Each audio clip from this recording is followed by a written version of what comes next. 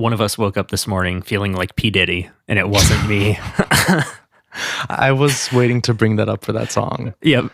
I mean, every single episode has to have someone that did something like that. So Exactly. And we have multiple because we also have Dr. Luke. That's right. I forgot about that. Yes. Until you brought that up. So. Yes. Ain't that just fun? I'll cover some background on that. I'm not going to go like super in depth, but I encourage everyone to like read up on it.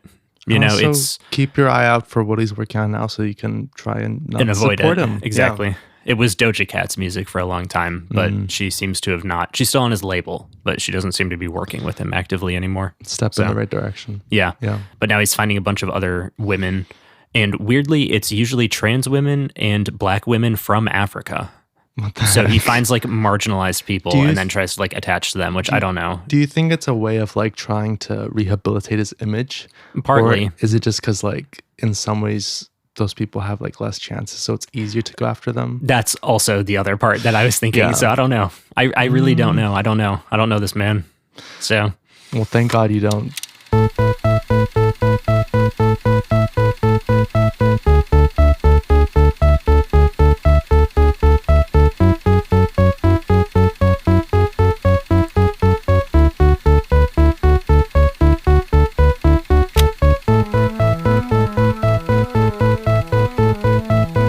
Welcome to the Uncultured Pop Culture Podcast. As usual, I'm David, joined by Brandon, the co-host, the co-pilot. I was like, should I drop that? Because we go back and forth, but it's kind of a brand thing now, isn't it? Yeah. We're each co-hosts. Exactly.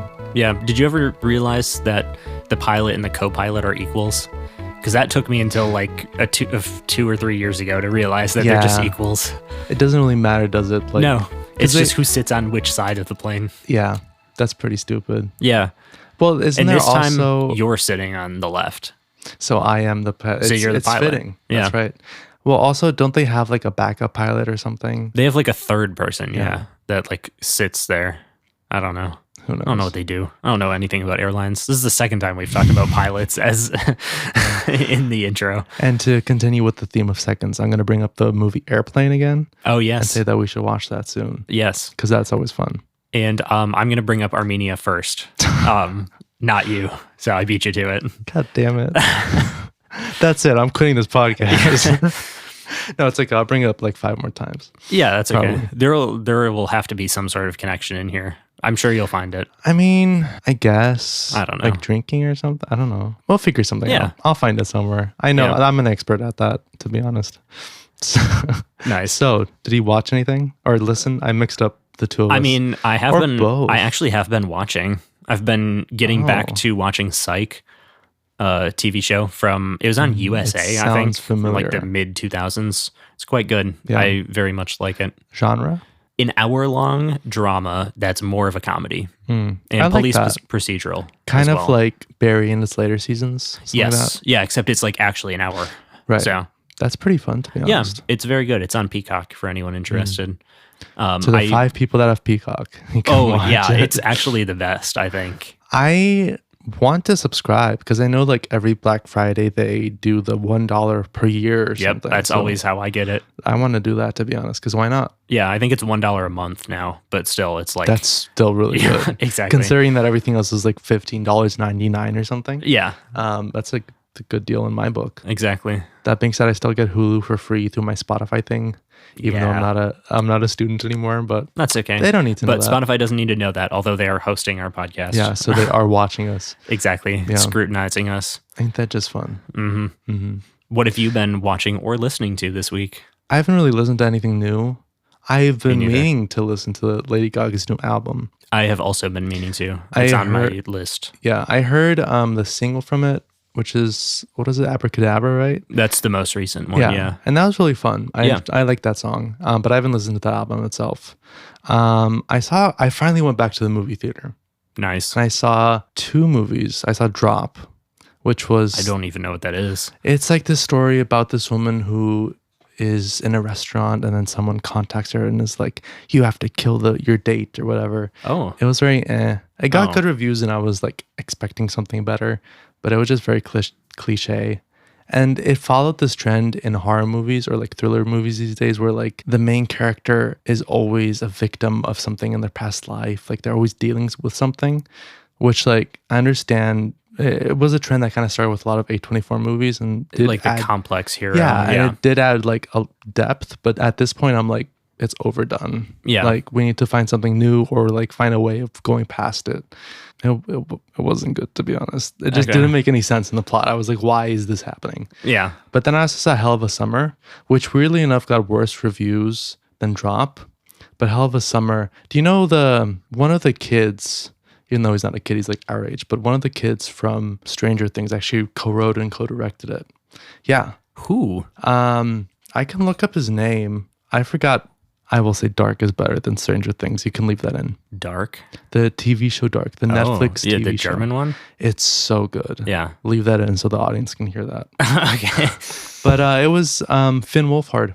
Oh. Yeah, he co-directed, I think, and he's in it. And that was a lot of fun. I preferred that. It's like, yeah, it doesn't make much sense, but it wasn't trying to. You know, it's like one of the movies that's just like, yeah, let's have fun with a slasher. It's a horror. Yeah, okay. They were both kind of like horror-y.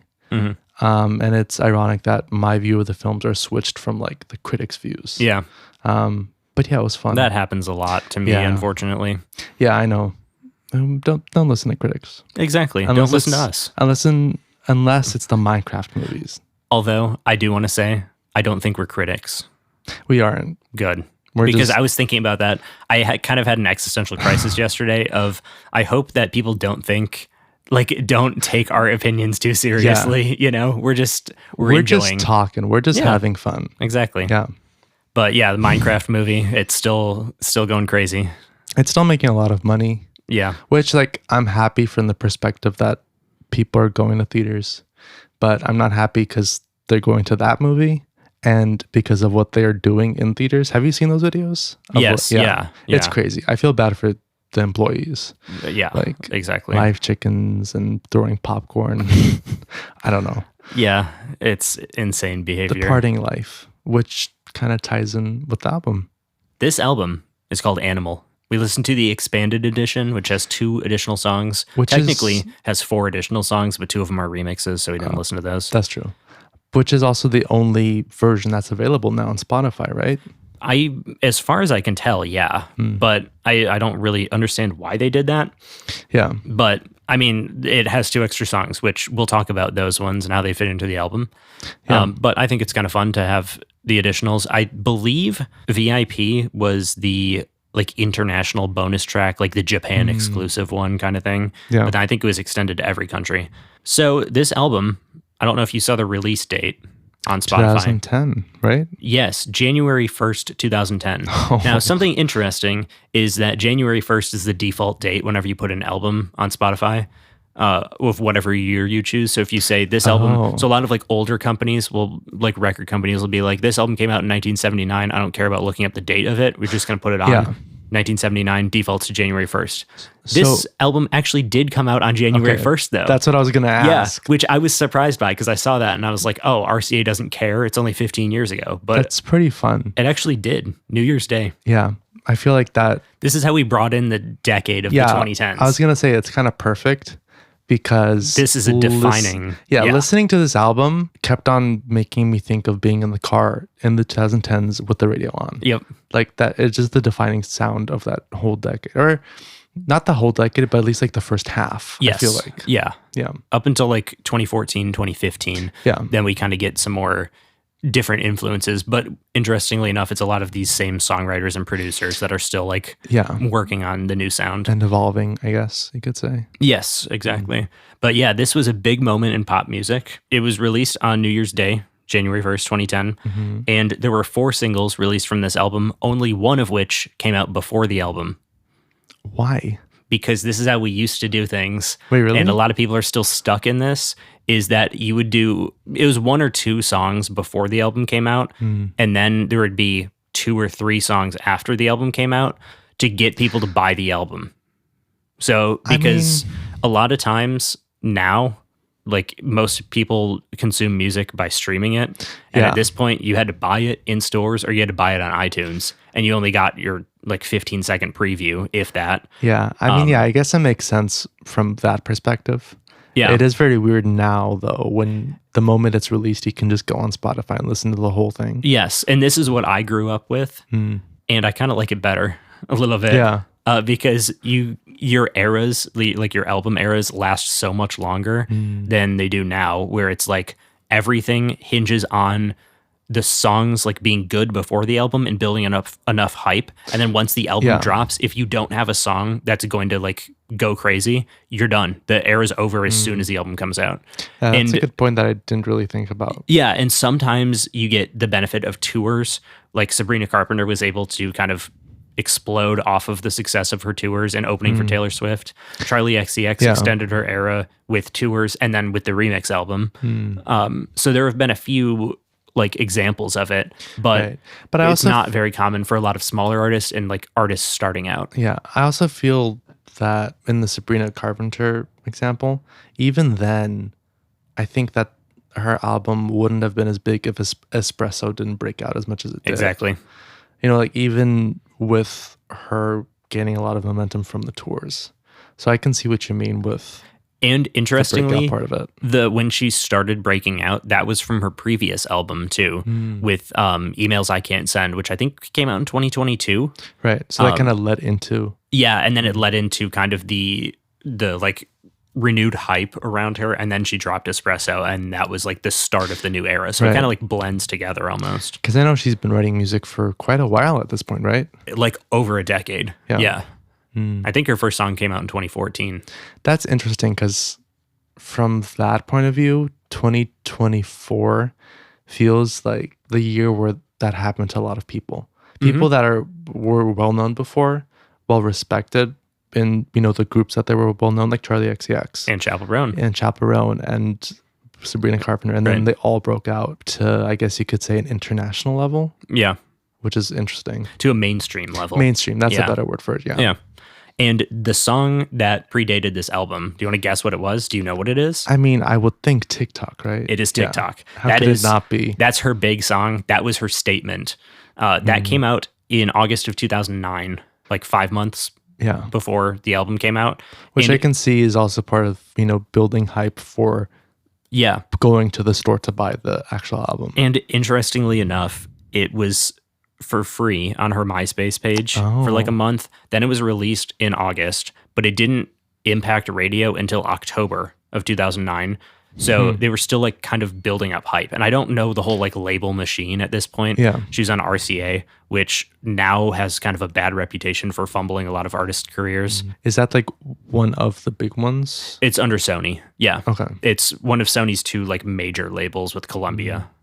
Right. So that was the first song that came out. Then we had Blah, Blah, Blah as the second single, which was at the end of January in 2010. Then Your Love Is My Drug was in May of 2010. I remember Your Love Is My Drug and TikTok both being very popular at the same time, which means that TikTok was still going crazy in May of 2010. Which I remember TikTok being on every single radio 24/7 at some point. Yes. And then the last single off of this album was Take It Off, which came out was released as a single in July of 2010. So almost a year after TikTok, which is kind of cool, you know, and that song continued going on throughout the year and into 2011 when she started promoting like Warrior, which was kind of an EP and kind of like a deluxe edition of this album. Which I guess kind of shows you the effectiveness of that release strategy. If a year later, one of the songs was still and TikTok was still going crazy at that point because, interestingly enough, it was the best-selling song of 2010, and it came out in 2009. I'm not surprised. Yeah, I'm not surprised. It's impressive. Now, before we get into the album, I do have to talk about Kesha versus Dr. Luke, which is a lawsuit. I'm not going to do it justice. There's a lot of like intricacies and stuff, but I'm going to summarize a few things to you and to the audience, so there's a little bit more context here. And of course, if you want to learn more, you can go online and yes, for sure. And I encourage anyone to. Yeah. So she sued him. This was in 2014, I believe, and this was after they had been working together for 10 years, which I did not know. Right. In 2004, they started working together, and she was kind of like shelved by him and not really like paid attention to for a long time till 2008 when she was on a Flo Rida's song Right Round, and that was like her breakout. Right. And then 2009 her first song came out. So they had already been working together for a long time before that. So at this point, it was 10 years in their working relationship, and she sued him for emotional distress, sex-based hate crimes, and employment discrimination, and he countersued for defamation and breach of contract. I remember a lot of like weird moments from this case. Like there would just be things that came out and were revealed, and it's like, that's so strange. One of them that I specifically remember because I had social media and I posted about it was that the state of New York, I think it was, decided that Dr. Luke was not a public figure. Which is like, what? Right. Yeah. And I was kind of like, well, I know who he is. I've seen him on the cover of some magazine. I don't remember what it was. And that was like their argument. But they were like, no, he's not a public figure. So he gets treated differently in the case. And which is also kind of, everyone should be treated the same. Like, right. It's very weird. Yeah. And I think that had to do more with like the defamation side of things. Oh, that's But true. like, I don't know. It's very weird. Yeah. Then also, this is something that I didn't really know. I'd heard about it, but I didn't know the specifics. She had a deposition that was videotaped in 2011 when she was suing her former manager. And she said that Dr. Luke never assaulted or drugged her. And then later she was like, I was pressured into saying that so I could continue having a career. Yeah. Which is very common. Very common. Unfortunately. Something that still persists to this day. Exactly. Yeah. I was going to say Dr. Luke is like the Harvey Weinstein of music, but I won't say that. But I did say it now, so. It does track. I would say the big difference is he's still working. True. While Harvey Weinstein is in jail. Although who knows how cushy that is for him, but. Right. And interestingly enough, this was pre-Me Too, because Me Too was like 2017. Yeah, that was and 3 this years later. Yeah, 2014 when this all started, when the lawsuit itself started. And then there is an end to it now. So Kesha and Dr. Luke released a joint statement on June 22nd, 2023, saying that they have officially reached a settlement about a month before the case was going to trial. In her statement, Kesha says, well, she does not recall everything that happened the night of the alleged assault. She's looking forward to moving on with her life and wishes peace to all parties involved. Dr. Luke continued to deny Kesha's original claims in his statement. Details of the settlement were not revealed. That's from the Wikipedia article about this. Right. And I also wanted to say lots of musicians supported her. Most of them were women that had come out and publicly supported her. Taylor Swift gave her $250,000. I saw that. Yeah, and Demi Lovato criticized that, which that's a whole thing. Yeah. And then is that, sorry, can I ask, is that part of like a rivalry or? She said it wasn't, but I don't know. You never know. You never know. And then one moment that I explicitly remember was in 2016, which I think it was either 2 or 3 years since her last like public performance. She came out during Zed's set at Coachella, which is interestingly enough happening today. Right. And she performed the song True Colors, which was one of his songs that came out the year before, but it's like strikingly like applicable to her situation, like the lyrics and stuff, although she was not involved in the original creation of it. That's interesting. But yeah, and that was a big moment, I remember. And that was a big moment for Zed as well, of people being like, wow, he's a good person. We respect him, yeah, you know? Exactly. And so that was a big deal. But that's kind of some of the background on that. Dr. Luke is still working today. Kesha's also still working today. Yeah. She's putting out an album in July of this year. And Dr. Luke is just hovering around in the background. He had a song that came out last week with a woman that I don't really know, who isn't very popular, but I think she's from Africa. So it's kind of I don't know. And considering the success he had following this with other performers, like Doja Cat. It was Doja Cat, right? Yeah, Doja Cat, Katy Perry. And Katy Perry, like his career wasn't really hurt in any way by this, which is kind of like... Yeah, he changed his name for a few years, but he was nominated for a Grammy in like 2021 or something like that. Which on one hand makes you question the music industry, but on the other hand is like, it also feels normal because that stuff happens all the time, unfortunately. Right. So it's kind of not surprising, even as it is surprising at the same time.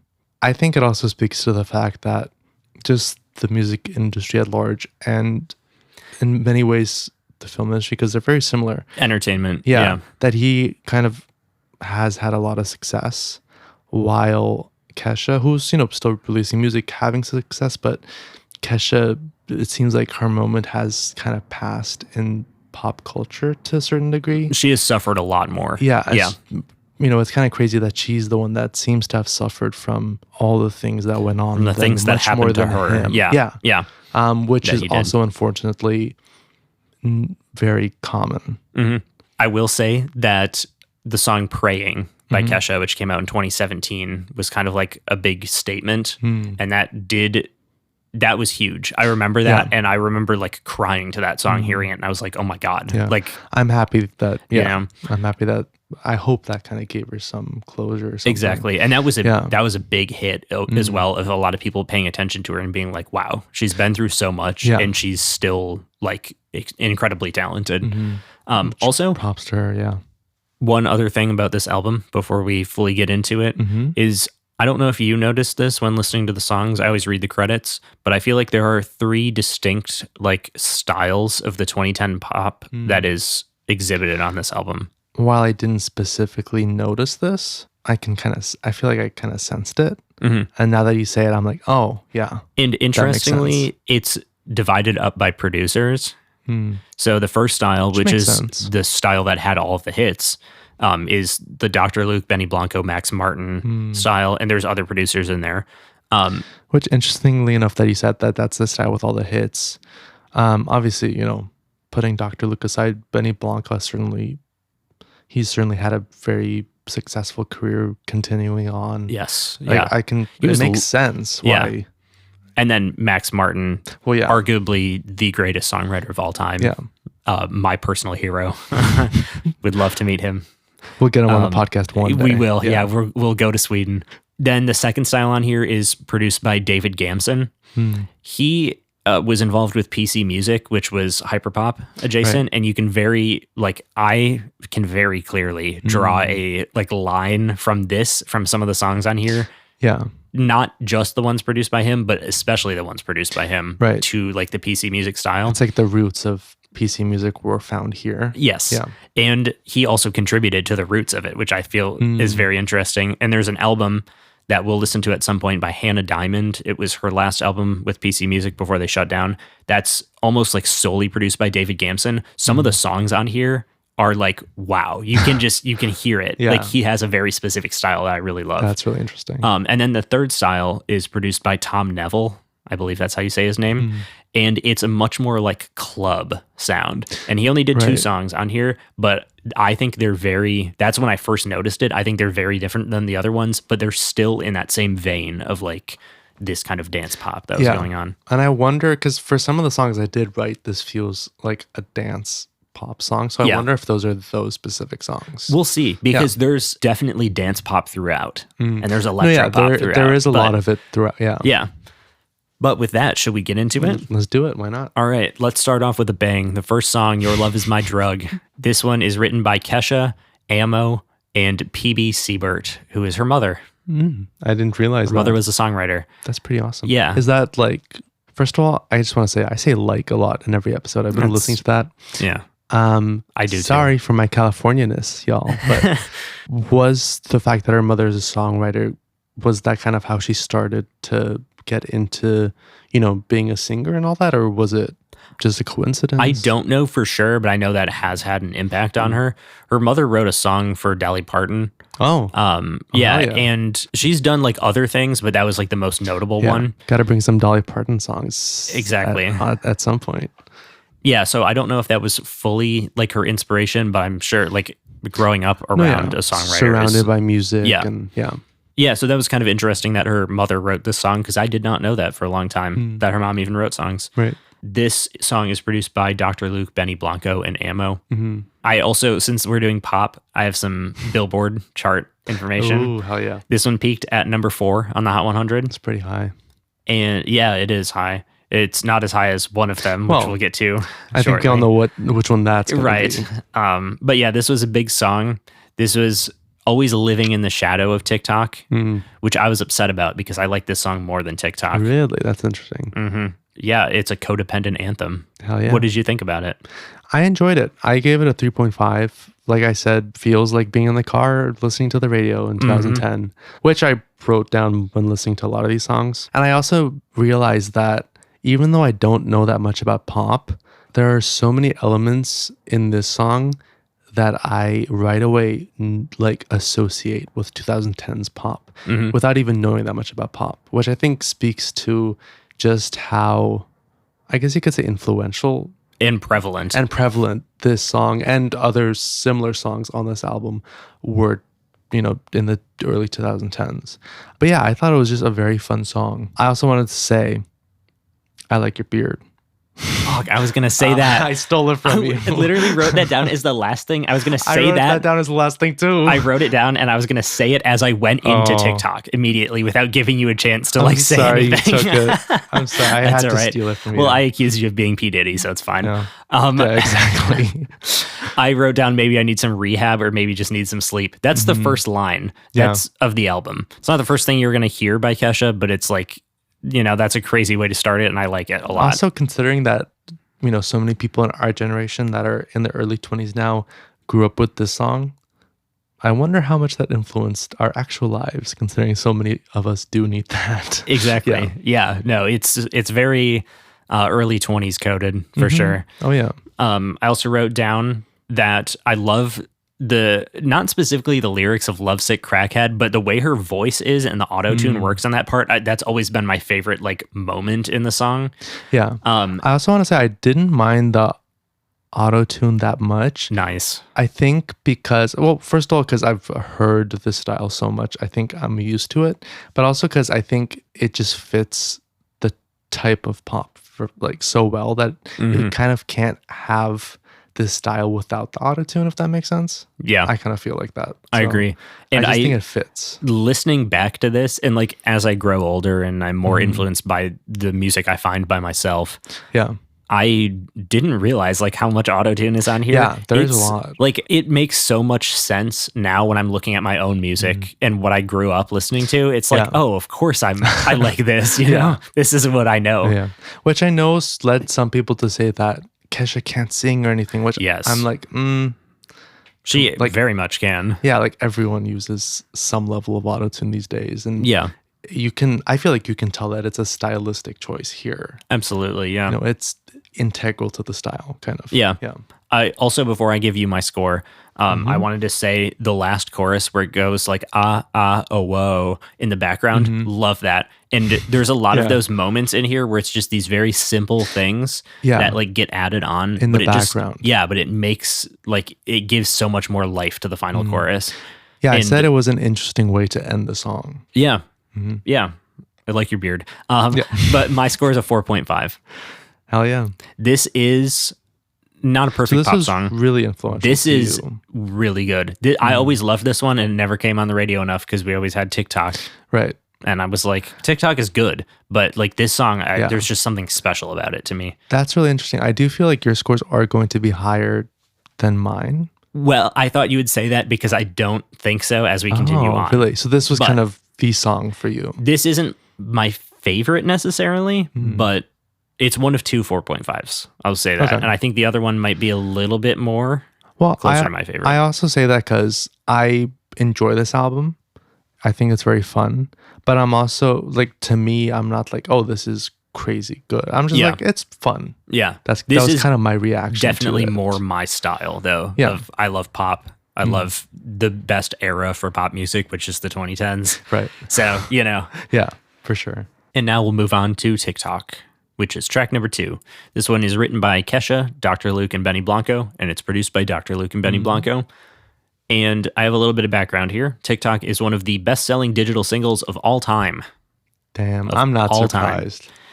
And it was it went viral on social media, and there were a few different things that happened to it. It was performed on Glee, as a lot of big songs were around that time. It was parodied by Weird Al Yankovic.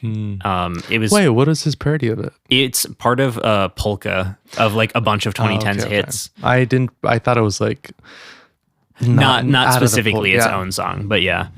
It was included in The Simpsons on a couch gag, which is apparently important. I don't know anything about The Simpsons, so I can't tell you. It, so I have no idea. And it was parodied by the Israel Defense Force. That was the one. That's such a random one. That was the What the one hell? that I didn't think you were prepared for. When I saw that, I was like, what? This was, yeah. It's like a list of things that make a lot of sense and then just a totally random one. Yeah. They did like a flash mob kind of thing to it, A which flash mob? which was, I mean, that's 2010 for you. I mean, yeah, that's true. Okay, do you Just remember? a random one. This is something that I had never hear anyone talk about. Do you remember in 2010, 2011, maybe? There was a show, a flash mob show. I think it was on Fox, and it was hosted by Howie Mandel. What? You don't remember this? No. Okay. No one This ever is a knows what this thing? is. I swear to God, this is real. I'm going to look it up afterwards because That's kind of like, crazy. I know I have a vivid memory of watching this. It wasn't good. The more like I hear about Howie Mandel and just the random projects he's in, the more I'm like, what? Yeah, he's very interesting. Yeah. But also interesting is that this is the first introduction to Kesha as a solo artist. This is kind of like the party girl, like the trashy party girl anthem from the era, which was very big. And it spent 9 weeks at number 1 on the Hot 100. Jesus. It is 12 times platinum. It is the biggest song of 2010 worldwide. Oh my God. And it is the 68th biggest hit of all time on Billboard. Yeah. 68. It came out in 2010. Out of over 100 years of music. Yes. Yeah. Yeah. That's crazy. So that's kind of cool.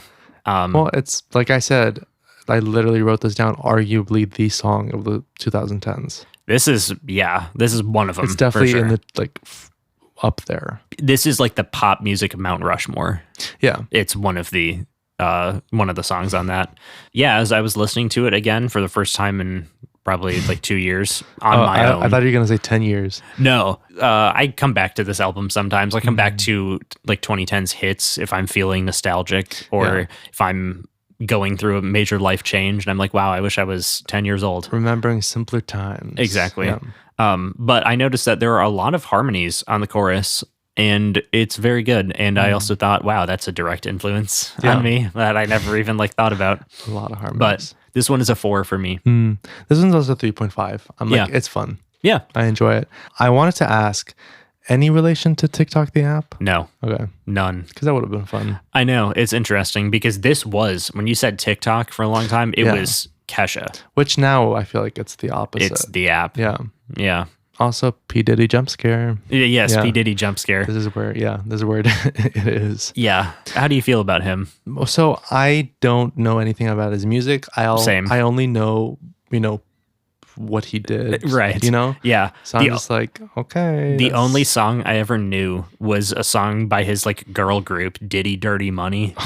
And it was with... You see, with the context of what he did, that sounds horrible. Yeah. And I think it was with Skylar Grey, maybe, who's a songwriter from Wisconsin. Shout out. From Mazomanie. Nobody knows what that is. Never heard of it Most people before. don't know what it is unless you worked at Kroger in Wisconsin because we had a distribution center there.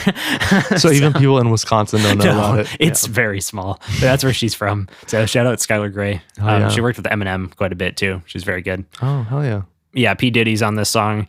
The version, but also for like one line, isn't it? Like he doesn't rap what up, in girl? the song, right? Let's go. That's basically all he says. Yeah.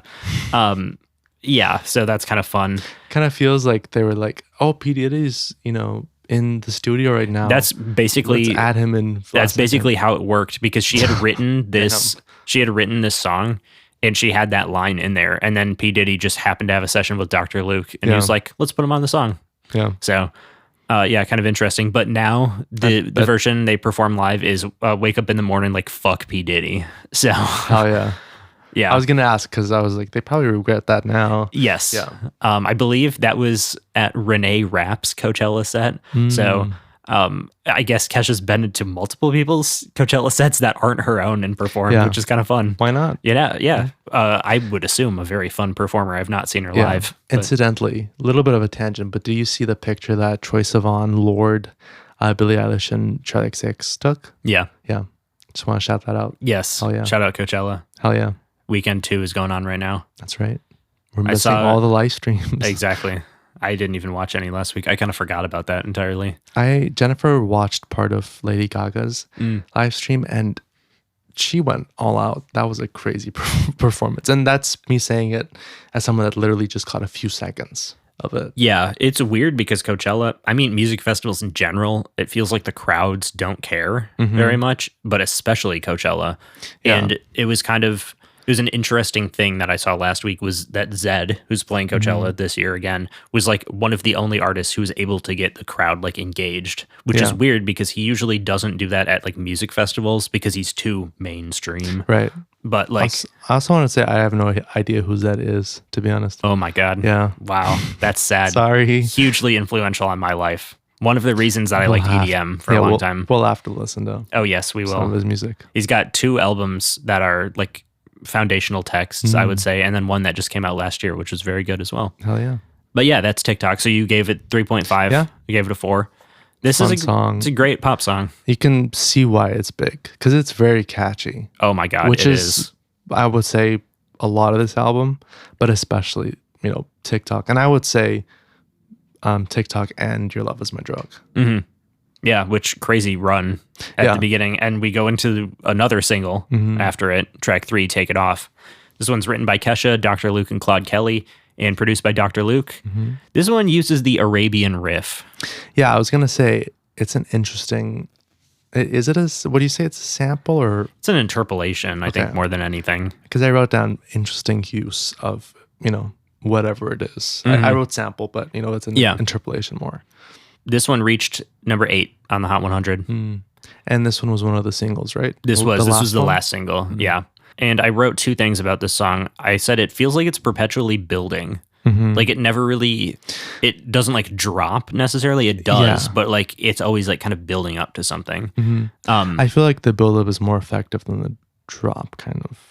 Yeah, yeah, and to the point where there's almost like not a drop at some points, where it still feels like it's building up. Yeah. And then also shout out Claude Kelly. He's got background vocals on this song. Basically every song I've heard that's written by him, he's like has some sort of background vocals on there, which is pretty cool. It's in his contract, maybe. Yeah. That's fun. But yeah, shout out to him. He's a good songwriter. He wrote a lot of songs with Britney Spears that I know. Oh, we'll have to listen to one of her albums at some point. Yes, we will for sure. I wanted to say one thing. Yeah.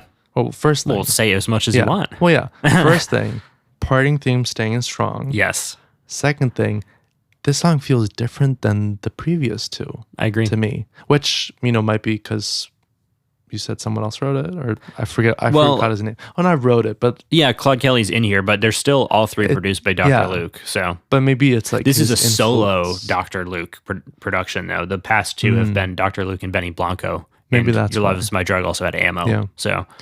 But yeah, I thought this was a solid song. I don't think it's as strong as the previous 2. I agree. gave it a 3. 3.5 for me. But I'm like, it's fun. Interesting use, again, of an interpolation. This was probably my least favorite single. Well, it actually was my least favorite single from this album. I was kind of like, it's still good, though. It's not like, I don't know, it's not annoying. She does have one single I think I messed up earlier. And I think I said that Warrior was her EP. It's actually Cannibal. Warrior's the album that came after. Oh, but were they like linked somehow? Like Animal and Cannibal were like together, but Warrior, I think it was a song off of Warrior that I didn't like. Oh, okay, but I don't know for sure. But I just thought about that because I was like, oh my God, I screwed it up. But that's okay. Well, now 40 minutes into the episode. Moving on to track 4, Kiss and Tell. This one's written by Kesha, Dr. Luke, and our first appearance of Max Martin and Shellback. And it's produced by Dr. Luke and Max Martin. This one is kind of slut-shamey. I didn't even notice that because I was focusing on other parts of it. This is definitely, it's stuck in its time, I think. This is a 2010 song that is in the 2010s. Yeah. And the lyrics are... A lot of slut-shaming back then. Yes, very much so. Yeah, I didn't notice that. I was kind of focused on the background noises, like the, background music of it. Yeah, because I thought it was really, really interesting, and I feel like it's not something you typically hear in a pop song. It's like, I don't know, it's something new. Which Max Martin. Also, really fun hyper chorus. Yes. Yeah. Good chorus. I also wrote great pre-chorus as well. This one is a 3 for me. This one is also a 3 for me too. This one's mostly based on the lyrics. If the lyrics were a little bit better, this would be a 3.5 because I do like the production. I agree with you. Yeah. I didn't really notice the lyrics that much just because, as I've said like a million times before, I am focused on the music. I think it just like it didn't work for me as much as the first 2 again. But it's still a fun song aside from the slut shaming, obviously. But yeah. Track 5 is Steven. This one's written by Kesha, her mother, P.B. Siebert, David Gamson, nice. and Oliver Leiber. This is our first David Gamson song. He produced it. And he's one of the... I don't know if you noticed that there was kind of a different vibe in this song. 100%. This is kind of what I was talking about with his style. He's got a very specific style that still like fits into this era. Yeah, especially with the a cappella beginning. Yes. It's kind of country-ish. Really different. Yeah, a little bit. I also noticed, which maybe it's because it was produced by him, that while the chorus I felt isn't as catchy in this song, conversely, the verses were more of a standout. It's kind of like switched from the other songs. Yeah. This is one where I wrote that I feel like the chorus could have been a little bit more, I think, lyrically interesting. Yeah. But I think the verses are very strong. And this is also one of the songs where I said I can see the direct line into like some of the quieter hyperpop that Hannah Diamond did with David Gamson later. Yeah. But yeah, I said I wish it was a little bit more complex at times. Yeah. But the production on this I think is really good. What I said about the chorus did lead me to give it a 3 again. Same as me, 3. But yeah, again, solid song. I also wanted to say classic fade out ending. Yes. Which is, I feel like, pretty rare nowadays. We have not had like, is this our first fade out? I kind of feel like at first or second. Yeah. I kind of feel like there was another song that had a fade out. It's something you don't hear very often.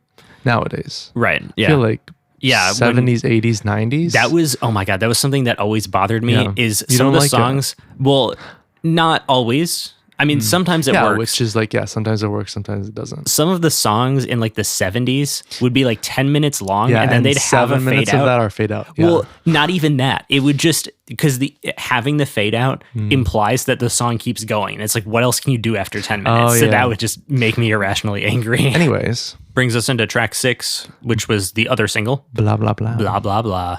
This one features 303, which I'm sure you've never heard of. They are a duo of 2 white dudes from Boulder, Colorado, who are...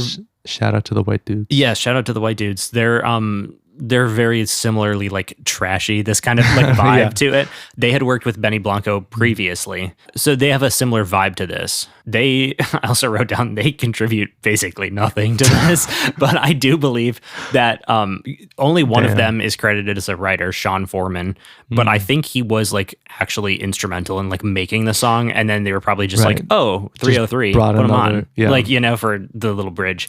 Yeah. But this one was written by Kesha, Benny Blanco, Neon Hitch, and Sean Foreman of 303. Neon Hitch also had a solo career very briefly, a song produced by Benny Blanco, I believe, called Fuck You Betta, which was very fun. And the radio version was Love You Betta. Yeah. Nice. Yeah, but that's a fun one. Yeah, I was wondering how they're going to switch that up for the radio. This one is produced by Benny Blanco, and it was described as a song about treating men how they treat women.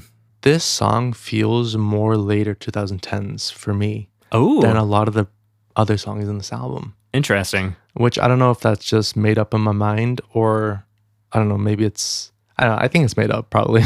But I don't know, just an interesting feeling that it gave me of later 2010s, like 2018 maybe. Interesting. This one is very 2010s to me, and I could argue that this song came before TikTok even. Oh, really? It feels more, to me, it feels more like a 2008 era song. So I just want a full decade after. But I don't know. Who knows? That's up to each of us to decide. It does also kind of feel like a dance song to me. It is. Yeah, definitely. This is more of like this is the genre that people call recession pop now. Spotify called it post-teen pop for a long time. Is it just because there's some... it's post-2008 financial crisis? Yeah. Well, I'm also going to ask if it was like coming out in 2024 and we're about to probably enter a recession. That's what a lot of people are saying. We are in the new era of recession pop because of Brat and because of Lady Gaga's album. Yeah. We're kind of getting back to this dance pop. Yeah, I can see that, to be honest. Yeah, but this song is my personal favorite trashy song on the album. That's always fun. And it's fun and simple, and it works so well. And it's also, a 4.5. I want to say interesting production. Yes. Yeah. Benny Blanco. Sole producer on this one. Yeah. I want to hear some of his stuff. Some of his music. Yeah. Because I know he writes a lot for other people, but I know that starting in the later 2010s, right, he started writing and like performing himself. Yeah, he was the lead artist on the songs. So but fun. 3.5 for me. Yeah. Just, again, okay, good. Really fun. Yeah, this one is probably my favorite song on the album. I don't know. I've always liked this one. This one I only heard on the radio like twice, and I always loved it, but it was like, it was kind of in the background after TikTok and all. Yeah. Because this was the second single, which is crazy because I thought this one came out prior to TikTok. Right. Which, so I don't know. It was just never like as big, but I do think this is a good one. Number 7 is Hungover, written by Kesha, Dr. Luke, Max Martin, and Shellback, and produced by Dr. Luke, Max Martin, and Ammo. This one is a 3 for me. Ooh, this one is a 3.5 for me. Interesting. As some of you might notice, my scores for this album are kind of staying in like a little section. Is there one that goes above it? Actually, no. Ooh. Yeah. Maybe it just didn't work for me on this listen. I obviously, as I said, I think this is a very fun album. It's not my favorite style of pop. Maybe that's why. Yeah. But I also just feel that there wasn't a song that stood out to me that much. Maybe TikTok, but that's kind of just because it's so well known. Yeah. And at some point I did kind of feel that it does start to feel a little repetitive to me, which is, I think, why it kind of stayed in a very short range when it comes to like my ratings. Yeah. That's why. Which is not to say that I don't enjoy it. I think it's a very fun album. It's very much not an album genre as well. Yeah, that's true. Like you hear a song and then you go into you hear the singles and you're like, wow, that's fun. Which maybe hurt some of the scores from me listening to it all together. I agree. And I think that also happened to me too, because I feel like if some of these songs were the lead singles of other projects, I'd like them more. Yeah. But I agree that sometimes it starts to get a little bit samey after a while. Yeah. But so I did want to ask you, well, is this your favorite? I feel like this might be my favorite, but I'm not sure because I want to listen to some of the songs kind of separated from the album. Yeah. Some of the other 3.5s. But I could see this being my favorite song because it does feel like a slower ballad, which we all know I like a ballad. So I could see this one being my favorite song. It still feels distinctly 2010. Yes. But with some past influences, which I think is very interesting. And I picked up on that too because I wrote, this feels like a Kelly Clarkson song. Because she worked with all these guys. And I feel like this was like a 2008, 2007 Kelly Clarkson song. Yeah. And I could see that. That's good. Number 8 is Party at a Rich Dude's House. This one's written by Kesha, Shellback, and Benny Blanco and produced by Shellback and Benny Blanco. This one's got kind of rock going on at some points. This is fully balls to the walls. This is the trashy party music that we're talking about. This one's a 3 for me. 3.5. Oh, nice. This one, it worked for me. I also really enjoyed the part where Kesha was singing along with the music, like not saying lyrics. Yeah, the da-da-da-da thing. Yeah. I thought that was fun. Yeah. But yeah, it's all about partying. This is like the trashy song of the album, obviously. And I think it's very in line with our movie. Number 9 is Backstabber. This song has more of an interesting story to it. But before that, it was written by Kesha, David Gamson, Mark Nelkin, and John Inglesby, and produced by David Gamson. This was not a hit song. I don't know if you looked at the stream count on here, but it's over 200 million when most of the other songs are in the like 8 to 20 range. Yeah. This one was a hit on TikTok in the 2020s. That's really interesting. This, I can see why, because I think this is the best non-single song on the album. So that's really interesting, because this is one of the songs that worked for me the least, ironically. Nice. It's a 3. I think 4. Wow. One of the big reasons for me is because this is the part in the album when I was listening to it where I was like, this is starting to get a little repetitive. And I think that's probably why it's a 3 for me, because it was just at this point where I was like, wait a second, Yes. I do think listening to this song outside of the context of the album will change your opinion, because I do think it is a really good song. And I will say it's not my least favorite song out of the album. Okay. Yeah. This one is Kiss and Tell, but better. In my opinion, it's the less slut-shamey version, and it's more of the like, fuck you, girl, you suck.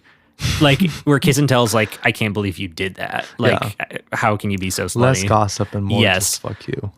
Exactly. And All I ever did was drive your broke ass around to pick you up, take you out when your car broke down. Love that. Yeah. Going straight for it. And the final chorus as well, when we get the background vocals to fill in like the space between some of the lines, I think it's really well done. Production on this is really good. It's very David Gamson, which it obviously produced it. Yeah. But yeah, I like this one a lot. And it also fits my track 9 theory, which track 9 is the best song on the album. Yeah. Maybe not the best song, but it is definitely a standout. One of your standouts. Yes. So moving on to number 10 is Blind. This is written by Kesha, Dr. Luke, Benny Blanco, and Ammo. And it's produced by Dr. Luke, Benny Blanco, and Ammo. And this is a 3.5 for me. Also 3.5 for me. Yeah. Yeah. It's got a good belted chorus. Yeah. I think some of the vocal distortion is interesting in the song. And yeah, chorus is very catchy. This could have been a hit, I think, if it was pushed out as a single. I could see that. Yeah. This one and Dancing with Tears in My Eyes are the two that I thought explicitly, like, if this was pushed to radio, I could see it. Yeah. Yeah. I agree with that 100%. Number 11 is Dinosaur. I will say my least favorite song on the album. Yeah, this one's a 2.5 for me, but it's not my least favorite. Oh, really? Okay, I'm excited. This one's written by Kesha, Max Martin, and Shellback, and produced by Max Martin and Shellback. I said it's kind of fun in a novelty song type of way. I said it's interesting. Just feels kind of repetitive. Like, not even like within the album, just the song itself. I did say it did make me think of those inflatable dino Halloween suits, which is always fun. But yeah, I was like, okay. This is not a song I'm ever going to listen to unless I'm like listening to the whole album. Right. Yeah. Yeah. And I do want to say that this is from the Wikipedia article about the song. Oh gosh. Dinosaur received generally negative reviews from most music critics. Yeah. Ian Gittins of The Guardian called it a bitchy put down of aging suitors. And I thought, wow. Damn, that's a nice quote. I like that. He really missed the point on the song. Yeah, though. he didn't get it all, but I like the framing. I like the way he put that. I assume even though it's totally wrong. I assume he's British because it's The Guardian as well, which is kind of funny. That moves us on to Dancing with Tears in My Eyes, which I said was the other potential hit. This one was written by Kesha, Dr. Luke, Benny Blanco, and Claude Kelly, who has background vocals in the song, don't worry. And it's produced by Dr. Luke and Benny Blanco. This is a 3.5 for me. Same. Okay. This also has the 2010s guitar tone in pop music, and it's almost identical to Teenage Dream by Katy Perry, which was produced by these guys. To be honest. Oh, yeah. That was one of the first things I thought, because it starts off with the guitar, and I was like, oh, this is the sound. Yeah. Like, That's this is really the fun. era. Also feels a little ballady to me too. Yes. Which maybe is related to that somehow, or It's I don't know. definitely more, I said it's an understated version of like the 2010s maximalist dance pop, but it's more emotional in a way. Yeah. I also felt that it, in some ways, more lyrical maybe. Yeah. I don't know if that's agree. the right word, but that's the feeling I got from it. I also did feel that at some points throughout the song, it did feel like a high schooler about to commit suicide. Oh my God. Okay. I don't know where I got that from. Sure. Yeah. I was not expecting that. We'll put that off to the side. I didn't mention that. Okay. So moving on. Number 13. Still a good song. I enjoyed it. Number 13 is Boots and Boys, written by Kesha, Tom Neville, who supplies the third style, in my opinion, of this album. Olivia and Miriam Nervo, who make up the Australian DJ duo Nervo. Right. They're twins also, which I did not realize. I thought they were just regular sisters. I like that. This one is produced by Tom Neville. And I said it feels the most different from the other songs. Yeah, it does. But it's got like a fun sound to it. I said I got my head bopping. Like, So I did give this song a 3.5, but I feel, as we said, if I listen to some of the songs outside of the context of the album, I think they will go up. And I think this is one of those songs. And because I said it works, in my opinion, it works better than a lot of the other songs in this album for me. At least. So I could see this going up if I listen to it out of the album. This one is a 3 for me. Yeah. But that's interesting. I feel like this is kind of the perfect 3 song where I like it and I'm never going to turn it off and I'm going to listen to it, but it's not like life-changing like some of the other ones. Yeah. I also want to say this is a long album, and obviously it's the extended one. Yeah, 14 songs for the original album is kind of crazy. Yeah. RCA said they wanted 12, but for some reason they added additional ones. I also don't understand. Like I can't figure out if she actually like contributed to the track list or anything at all, or if that was entirely her label. Yeah. Because she had said with Warrior that she recorded 70 songs And then 70 songs? yes. And the label and Dr. Luke were like, no, we don't want any of these. And they just like refused to put a bunch of them out. So I don't know if a similar thing happened here, because a lot during this time, especially if you were a pop, like a manufactured pop star, not saying that she is, but like in that mold of like you have a whole team behind you. Yeah. They want everything to be perfect and they don't want you fucking it up. Yeah. So like it's definitely a lot less control. Right. It removes a lot of the artist from like the artist's career. I think is unfortunate. Yes, it's very weird. That brings us to the last song on the standard edition, which is Animal. This one's written by Namesake Kesha. of the album? Yes, yes. The title track as the last song. Right, which is interesting. Yeah. This one's written by Kesha, PB Siebert, Dr. Luke, and Greg Kurstin, who produced it. That's our first connection? No. Oh, okay. First Greg Kurstin mention. We don't have any explicit connections in this album, but these are all people who will be extremely important. Yeah. Greg Kurstin did the song Hello by Adele. In case you've ever heard of it. Oh, yeah. I've heard of that one. Yeah. But I also feel, we've mentioned people that we're talking about today. Max Martin, for example. Yeah, exactly. Yeah. So we do have some connections, I would say. Yes. This one is a 2.5 for me. This is my least favorite song. This one is a 3.5 for me. Is this one of your favorites? Because I figured it would be. Again, with Boots and Boys, I could see this one getting a higher score if I listened to it outside of the album. Mm-hmm. That being said, because a lot of songs did feel familiar to me, I'm not sure. I don't want to specifically say this was my favorite or something like that. I get that. I will say the more I've listened to this album, the more I'm able to like differentiate between the songs and like find different things, because I think I listened to this 3 times in preparation. And by the third time, after already hearing this album like many times in the past, I was kind of like, oh, I can see like some of the differences between these songs, and it stops kind of blending together. The first time is definitely disorienting. Yeah. Because I did go back and listen to some sections of it more than once. Kind of be like, okay, wait a second, why did I give it this? And then sometimes I change the score or something like that. This also is kind of a great like direct connection to 100 gecs. This is one of the foundational texts that I would talk about of being highly influential. And I can feel like you can see the roots of hyperpop in this album. Very much so. With this specific song, though, to go back to that, I feel like this is a quieter, more personal song than a lot of the later songs. That almost reminds me of Indie a little. This is it's the quieter version of the maximalist pop songs, similar to Dancing with Tears in My Eyes. Right. This, I don't know. I've never really connected with this style of 2010s pop. There's a few other songs that are like this. I've just been kind of like, I don't know. It doesn't do as much for me as I wish it did. Number 15, which is one of the 2 bonus tracks that we listened to, VIP, written by Kesha, Tom Neville, and the Nervo Twins, and produced by Tom Neville. This one I do think is related very much to Boots and Boys. You can kind of hear a stylistic... Which is interesting, because the song didn't really work for me that well. I gave it a 3. I also did. Yeah, I think the production is really interesting, and I liked the opening, but ultimately I was kind of just like, It is much more of like a repetitive song, I feel like. Which I'm starting to realize doesn't work for me that well. Yeah. Wow, you're going to hate EDM. Well, I already like I know. that. I feel it's different. I feel maybe in pop, I don't like that much repetition. EDM, I think it works because it is more specific, I guess you could say, for dance, and it works very well in that context. It is different. I don't really know how to differentiate it, but I agree with you that there is something different about it. Yeah, the feeling is different, if anything. Yes, yeah. That brings us to our last song, track number 16, See You Next Tuesday. Spelled with a C and a U. Yes, to make the acronym work, which doesn't really even like apply to this. Like it's weird because I assume you know what See You Next Tuesday? No. Oh, it's the C word. Oh, that makes sense. Yeah. Yes. Yeah. Now I see it. Yeah. We won't say that because we're not in Britain, but right, exactly. Or Australia. Yeah. It doesn't like have that vibe at all. It like feels like they were trying to do that and then it ended up being kind of like a sweet song. Yeah.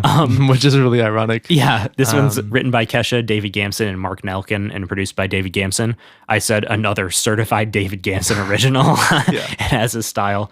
I think this song is the best like final song she could have had on the album. Really I think this works better than Animal as a final song. I will say I do feel like it's the opposite for me. I give the song a 3. 3.5. Yeah. I don't know. I thought that it had an interesting opening, just like VIP, and the background noises were again really interesting to me. But ultimately, I feel that this song just blended in with the overall album. Yeah. Which again relates to what we've been talking about this whole time about listening to songs outside of the album or Yeah. the context of the album. But yeah, I feel that maybe led me to have another kind of reaction. Yeah. Yeah. I get that. This song clicked for me on my second listen. So maybe giving it a second listen and seeing what happens. Yeah. I do think it's different, but it's the David Gamson style on this album, which I really do enjoy. Which is interesting because I feel that some of the other songs he worked on in this album, those were my favorite songs, or some of my favorite songs, even though here it really isn't. Although maybe I'm mixing it up at this point. I don't know. I think so, because Backstabber was one that he worked on that you didn't really like. That's true. But I don't know. I feel like you would. And Maybe. Steven was the other one that was like... Okay, I take it back. Yeah. I take it all back. You don't like his style. Yeah. Well, I mean, wouldn't say I don't like. I prefer some of the other styles in this album. Yeah. Because it's still enjoyable to me, you know? Yeah. Yeah. So, with that, what did you rate Animal Expanded Edition? I rated Animal Expanded Edition. I went back and forth. Ultimately, I gave it a 3, which again is... That's fair. That's about what I thought. Yeah, it did feel very repetitive to me. I think it doesn't work that well as an album, to be honest. I think it works much better kind of with each song being separate. It's like a compilation in a way. Yeah, it kind of feels like that to me. I still think it's a very enjoyable album. I think it's very fun. I could totally see this playing in a club and working really, really well in that context. I think just ultimately sitting down and listening to this album kind of doesn't give it its due right, I guess. I feel like it works better in different contexts. Yeah. Which is why, I gave it a 3 as an album. Yeah. I gave this album a 3.5. I debated about going up to a 4, but I agree with you that a lot of, it becomes a little bit repetitive sometimes. But I don't dislike the style. Me neither. And I feel like a 3.5 is kind of a good place was for it. going back between a 3 and a 3.5. Yeah. And it just ultimately went with a 3. Yeah. I think that makes sense. And still a really fun album. Yeah. This was our first foray into 2010's pop, My Foundation. An important foundational album for sure. Yes, and for understanding all of the things that I enjoy. all the things that are going to be coming. Exactly. Yeah. So I enjoy, or I like that you found some enjoyment from this album. It's very fun. Yes. And I think that that's the most important thing that this album had to get right. I think as long as you're having fun listening to this album was a success. Yeah. So, hell yeah. I agree. Now let's switch gears and go to a film that I was, when you described it, was expecting to be much more triumphant and partying, I guess. It's kind of depressing. It's partying, but partying towards a more depressive end. Partying to the death, literally. Which we'll talk about. Yes. But first, let me give you some credits and some backgrounds. So we're talking about Another Round, which in Denmark, which this is a Danish film for all of you who didn't know. The film is called, and I'm probably going to mispronounce this as I will with all the names, but bear with me. But in Danish, this film is called Druk, which translates to binge drinking. Directed by Thomas Vinterberg, written by Thomas Vinterberg and Tobias Lindholm, produced by Sisse Graum Jorgensen and Kasper Dissing. I'm so sorry, people. I'm trying my best. You can just say it like an English accent. True. But it's just kind of fun, to be honest. Cinematography by Sturla Brandt Grovlen, I think. I don't even know. Yeah, hopefully. Edited by Anne Osterud and Jannes Bileskov Jansen. The music, there isn't a specific composer. There was just a lot of music pulled from various artists, including the Danish music trio Scarlet Pleasure, who wrote What a Life, which is, the big song from this film. They also pulled from some classical music like Tchaikovsky, etc., etc. And then lastly, the cast. I'm just going to say the main 4 actors, who are Mads Mikkelsen as Martin, Thomas Bo Larsen as Tommy, Magnus Milange as Nicolaj, and Lars Ranthe is Peter. I found all of this background information on the film from a really interesting Hollywood Reporter article. So if you want to learn more about this film, search it up. There was a lot more about the making of it, and it's a really interesting article. But Vinterberg, the director, who was Danish, was interested in kind of going back to his roots. Before this film, he made some English language films, which I haven't seen myself. Yeah, and he's made films in different languages, obviously English, as I just said, but yeah, I'm not sure what country he made those films. And he could have even done it as a co-production, because a lot of people wasn't do this that. film a co-production between like Norway, Denmark, Sweden, and the Netherlands or something like that? A lot of films are done that way, especially in Europe, I think. They're done for a lot of different reasons. But pretty much he wanted to go back to his roots and kind of go back to Denmark, and that's why he chose the Danish alcohol culture. Yeah. Which, for those that you don't know, Denmark is famous for its drinking culture. Much like my home state. Yeah, exactly. It's kind of like the Wisconsin of Europe, for lack of a better analogy. I mean, it's crazy there. I looked up some statistics. There was too much to bring here, but I just brought a few examples. For instance, 40% of 15 to 16-year-olds in Denmark said that they had been drunk at least once in the past 30 days. Wait, 3 days? 30. Oh, yeah. 30, not okay. 3. I thought you were going to say like a year or something. No. Oh, wow. Okay. 30 days. 15 to 16-year-olds. Yeah. Wow. And then 1 in 5 adults drink to the point of it being detrimental to their health. Nice. So they really go out what they're drinking. The co-writer Tobias Lindholm said that Danes look at America and we don't understand why you should have the right to carry arms. But if we outlawed alcohol, there would be a revolution, which tracks. And not only did Vinterberg decide to go back to his roots with the subject matter, he also wanted to go back to the bare bones realism of Dogma 95, which is a movement that he was instrumental to starting with some other European directors. Were they all Danes as well?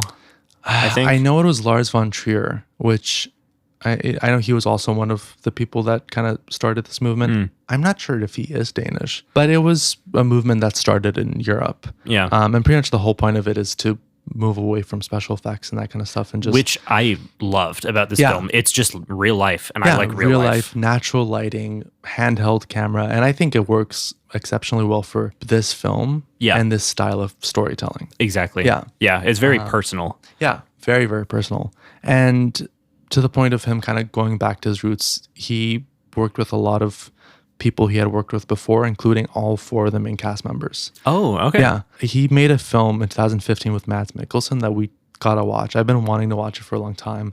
In English, it's called The Hunt, but I've heard it's a really good film. Based off some feedback from our audiences, based off that feedback, I do want to do some trigger warnings for something that might be a little more traumatic. And I do want to do it for the background of this linked to the one event, and that is the death of someone. So if, that is a trigger warning from you, skip ahead like 10 minutes maybe. But the film almost was stopped, for lack of a better word, due to a life-shattering event. 4 days into the shoot, Vinterberg learned that his daughter Ida, who he had actually cast in the film and who he was very, very close with, died tragically in a car accident. I don't think it was drink related. It was, according to what I read, the fault of the other driver.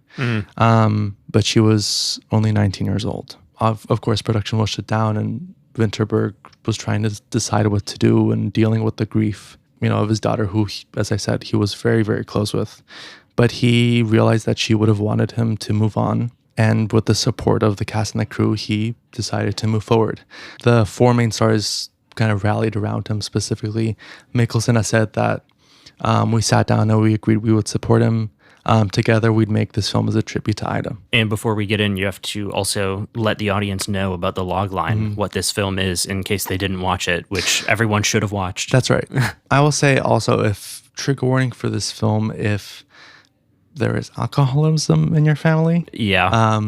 But yeah, the logline, the IMDb logline is 4 high school teachers consume alcohol on a daily basis to see how it affects their social and professional lives. I did want to say about the production itself, there was no actual drinking on set, but Vinterberg did have them sit down and watch marathon drinking videos on YouTube. Wow. And Mickelson said that the Russians were the best. And they found it to be very freeing on set because they were like, there was no actual alcohol consumed, but they kind of knew more about it, I guess, from seeing it from the side. And last thing, Mickelson, before he got into acting, he actually trained and worked as a professional dancer for 10 years. I did not know that. Yeah. And he said himself that he kind of fell into acting. And to this day, he's kind of like, yeah, it's acting. It's whatever. He's like not at all uppity about it, for lack of a better word, which I respect him for. But interestingly enough, even though he, is an excellent dancer, as you can see in this film, he did not want to do the dancing at the end of the film. He has said that he thought it would come across as pretentious, but eventually he agreed to do it, partially because Vinterberg said that his daughter told him before she passed away that she couldn't wait to see him dance. And eventually, after he filmed it and saw it, he realized that the dance was the perfect ending to this film. This film needed the dance to work, kind of. And not only was the dancing a success, but the film was. I couldn't find the exact gross. Some places I saw 12 million, some places I saw 21, but it outgrossed the budget of 4.5 million euros and became a hit with critics too. And it went on to win the Best International Feature for Denmark at the 93rd Academy Awards. Oh, I did not know that. Along with a Best Director nomination for Vinterberg. Interesting. It did very well. I'm happy it won because honestly, and I haven't seen all the films from that year, but it is my favorite film of that year.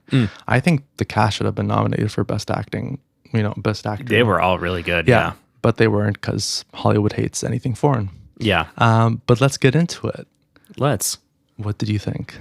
I thought this was going to be way more uplifting. And I think we need to talk about our next few films because I worry that we maybe don't know. Did not describe it the best. Because you described it more as like, oh, it's a fun film about partying. Yeah. And then I watched it and I was like, oh, this is devastating. I will say you kind of forget about that, just how devastating it is. Yeah. After a while of not seeing it. Okay. That being said, I think it kind of works going into it not knowing that much about it. Yeah. I think it's more effective that way, which is like not the ideal thing for this podcast, obviously. Well, I don't know. I think that it balances light and dark very well. I agree. And I think that getting that balance is instrumental to this film working. I also think that it is a very important film right now, where a lot of people, I feel like, are going through, maybe a difficult time in their life, the way that Martin kind of is in the film, and then maybe kind of going to something like drinking to deal with it. I think that not only does it work well, but it's a very timely movie. Very much, and it came out like 4 years ago, so makes sense why. I thought it was very interesting. It was, like I said, not what I was expecting, but I enjoyed the entire time. Yeah. I think that Nikolai was probably my favorite character and actor. Yeah.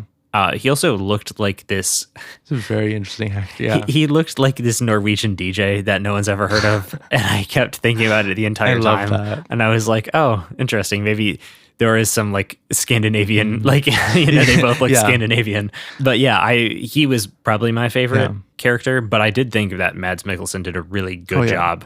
He is, I think, an overlooked actor. I think he delivers no matter if the movie he's in is good or bad, because I will say he's made some bad choices with the movies he's been in, but regardless, he is always excellent. And I agree, all four actors deliver. I also love Thomas Bo Larsen, who plays Tommy. I feel like he does a lot with very little. Yeah. And it works really well. And in some ways I kind of feel like he's the heart of the movie, which makes the fact that his character dies more effective. Yeah, I agree. Going back to kind of the light versus dark, and this is something I noticed on this rewatch, but one of the things that is most effective is the fact that the movie kind of gets you when they start drinking at work at first, sticking to the 0.5, whatever, the BAC. gauge. Yeah.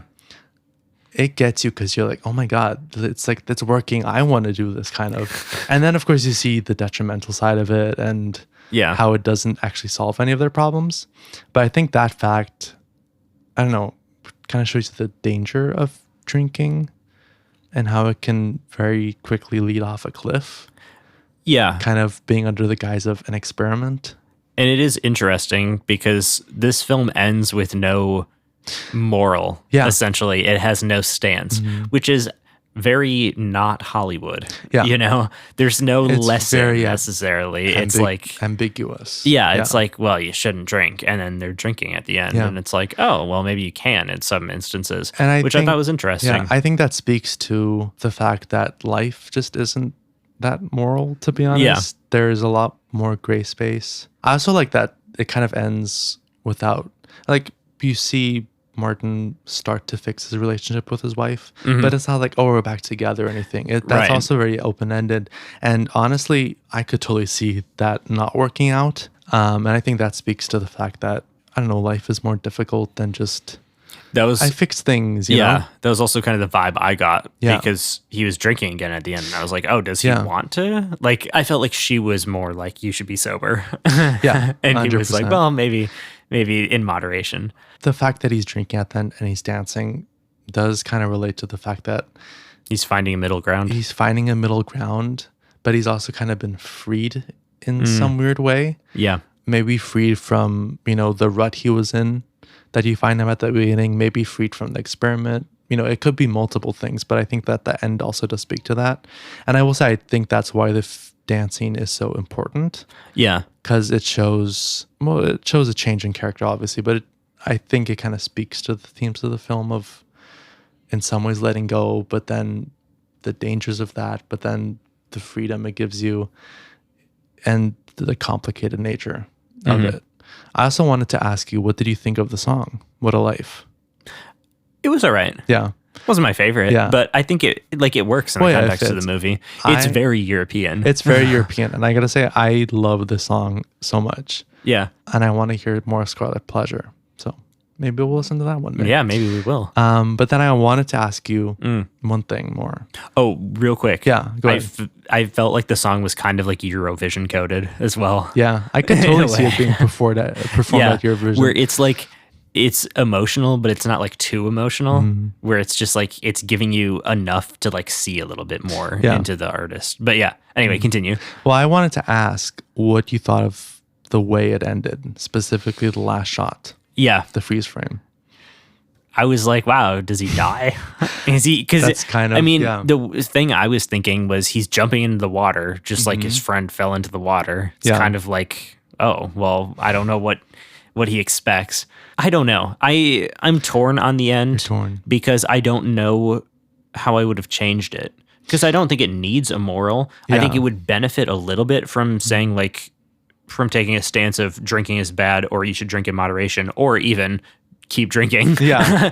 But I do like Yeah. open-ended endings, but I like there to be a little bit more of a stance, I guess. That's interesting. But I didn't dislike it because I felt like I wasn't like angry when it ended. I was like, oh, okay. But Yeah. it wasn't one where I was like, what, I just wasted all my time of like a good movie yeah. and then it just ends terribly. So I don't know. That's interesting because for me, I feel like the ending is perfect as it is because I don't feel like I need a specific, a harder moral, I guess you could say. Yeah. I do feel that the end does work with the themes of the film in some way. And also kind of just the feeling of the film. I don't know, I feel like the dancing is very emotional and emotionally tied to the character, if that makes sense, which is what works for me. And I think that kind of ties in with the last shot, which I personally do love because based off that last shot is kind of a feeling of, will he fly away or will he like drop into the water? Yeah. Which really works for me, which is like, yeah, it won't work for everyone. I personally thought it was the perfect ending for this film. I agree. I don't know that like I can think of a better ending necessarily. I just don't know that it's not my favorite, No, you know, yeah. but like, No, I'm not I saying think that you I think disliked it it. works for the movie for sure. Yeah. So, important question. What score did you give it? 3.5. Wow, that's interesting. Why? No, Like, no. Just no, thinking of the context of your other ratings. Because I'm interested if you think I was going to like it more or less. I did think you were going to like it more. Okay. That being said, it is with Mulholland Drive. So Yes. it's with good company. Exactly. I will say I've given this rating a lot, but that's because we are kind of going through my favorite films. I know its rating It's a 5. is. Yeah, I saw it on Letterboxd accidentally when I opened it up. I love this film. Ironically, it's not deeply personal to me because it's not like there are alcoholics in my family. There are in mine. Yeah. Shout out. Yeah. Shout out alcoholism. Shout out Wisconsin. Shout out alcohol. Shout out binge drinking. Shout out to all my friends. I will say home. Armenians drink a lot too. Like I said, I'm going to bring them up at some point. But hell yeah. I think that's the first reference. Yeah. Weirdly enough, I feel like a lot of Armenians, not all of them, but a lot of them don't like binge drink as much. They get super drunk in other ways. But maybe my culture is one based on binge drinking. Yeah. Beer, binge drinking, and football. And cheese. Of course. Don't forget the cheese. Yes. But yeah, it's not personal to me in terms of the alcohol consumption. But it just works so well for me. I don't know. It feels personal without it actually being personal in my life. Yeah. If that makes any sense. Yeah, it is very, I hesitate to use the word intimate, but I feel like that's kind of like, it is personal. I agree. And it's very real, which I enjoyed. And I think, there's more of a chance for it to become a 4 than anything. Like, it's not going to go down. I can say that. That's good to hear. Yeah, I mean, I feel like, and maybe it's just because I'm not used to watching like foreign films or movies without the kind of like moral. Might be why. Which, it took me by a little bit of surprise, Which I guess. would make me interested to revisit this film at some point, regardless of it's in the podcast or just outside of the podcast. Yeah. But I would want to see what you think after you've seen more foreign films, because that is definitely an aspect that you do see in foreign films, where there's Although I maybe will say less Parasite morals. was a lot more Western in its story, which but I will did say really like. that is more of a satire. That's true. Where I think some sort of morals, and I'm not saying like a black and white sort of moral thing. No, but exactly. Just the idea of morals is There's more of a prevalent. lesson, kind of, but it's not explicit, which that's how I like it done, where it's like there is a message, I guess, but it's not telling you what to feel. Where here, I felt like there wasn't necessarily a message. Not that that's bad. It's just different. I feel like there is a message, but it's kind of up to you personally. Yeah. Every person will come away with their own idea of what this film is about.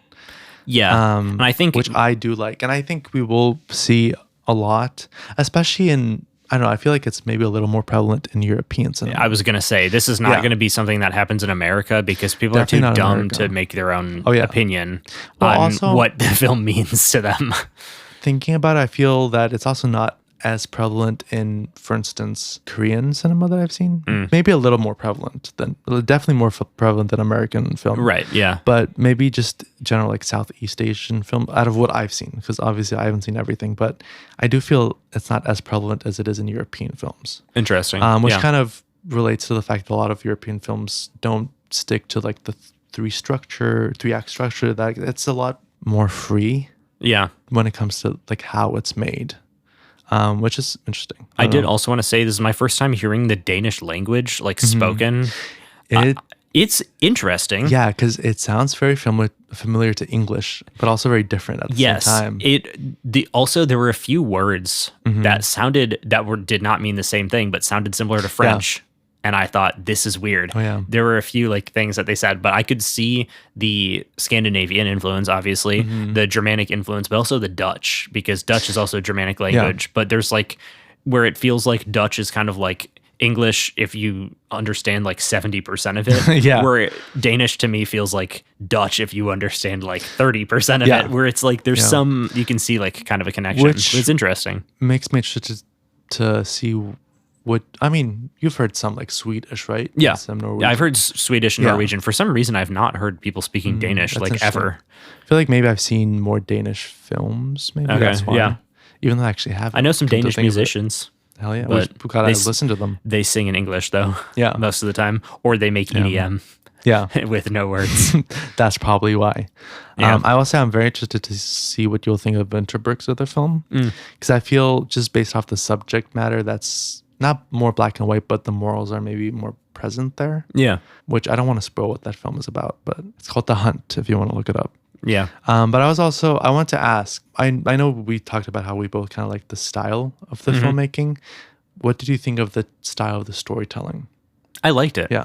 Yeah. It's very like 3-act structure. Like it, Yeah, no, for it sure. is. But I feel like it also is freer in some ways. it's kind of like an adventure almost. Yeah. It's less of a, like you have to hit each beat, and it's more of stuff is going to happen. Yeah. And then we're going to get to this point, which I did like. I feel and is it's realistic. very present in European cinema and something that I do really like. Because at some point, I love obviously American cinema too, but there is a lot of this movement towards at this page you got to hit this, and then Yes. Yeah. this has to come after this, and there's a midpoint. I don't know if you got that in film school. I thankfully did not when I went, but there were a lot got of that a people. little. Yeah, a lot of people who would say on page 18 at Yeah. this line Which you I need to always hit this hated. thing, and it's like no, you don't. You can Yeah. do whatever you want. And every story is different. So. Right. And Yeah. some stories are going to have longer parts, and they're going to have Yeah. flashbacks and stuff, and they're going to Exactly. have a black screen with white text on it in Yeah. Danish.